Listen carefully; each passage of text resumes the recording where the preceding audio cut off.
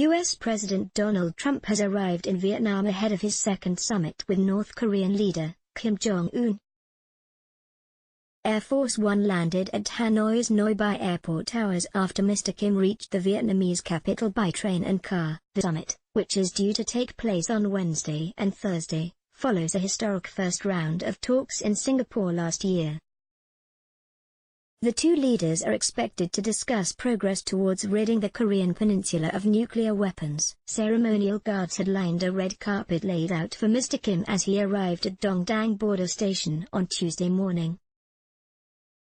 He was then driven to Hanoi, where heavy security and flag-waving crowds were waiting for him. Mr. Kim is thought to be traveling with his sister Kim Yo-jong and one of his key negotiators, former General Kim Yong-sol, both familiar faces from the previous summit with Mr. Trump. Why did Mr. Kim take a train to Vietnam?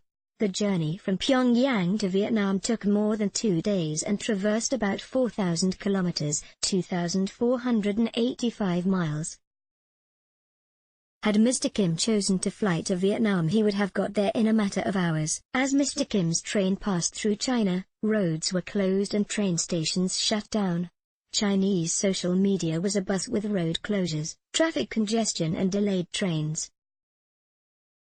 Vietnam's Dong Dang station was also closed to the public ahead of his arrival on Tuesday morning. He is now being driven around 170 kilometers, 105 miles, to Hanoi by car. It's little surprise that Mr. Kim chose to take the train, as this is how his grandfather, North Korea's first leader Kim Il-sung, traveled when he went to Vietnam and Eastern Europe. That alone would have made it a highly symbolic move for the younger Mr. Kim. Mr. Kim's private green and yellow train has 21 bulletproof carriages and is luxurious, with plush pink leather sofas and conference rooms. So the journey would not have been uncomfortable. What will Trump and Kim do in Vietnam? Unlike the North Korean leader, Mr. Trump traveled to Hanoi by plane. The presidential airliner Air Force One left Andrews Air Force Base in Maryland, landing in the Vietnamese capital on Tuesday night local time. Details of their schedule are only just becoming clear.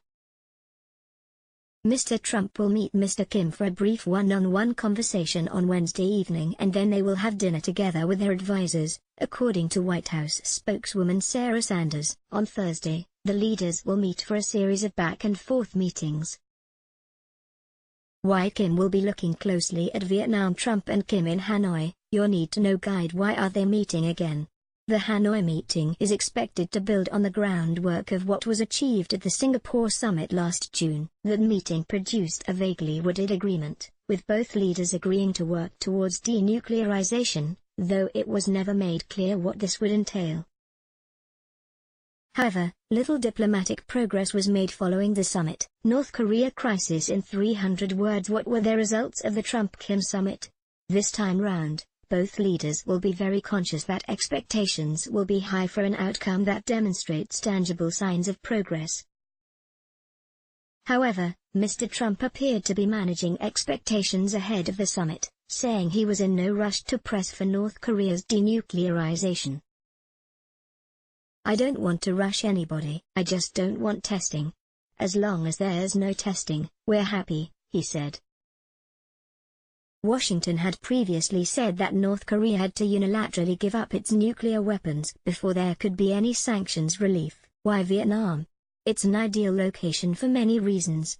It has diplomatic relations with both the US and North Korea, despite once having been enemies with the US, and could be used by the US as an example of two countries working together and setting aside their past grievances ideologically. Both Vietnam and North Korea are communist countries, though Vietnam has rapidly developed since and become one of the fastest growing economies in Asia, all while the party there retains absolute power.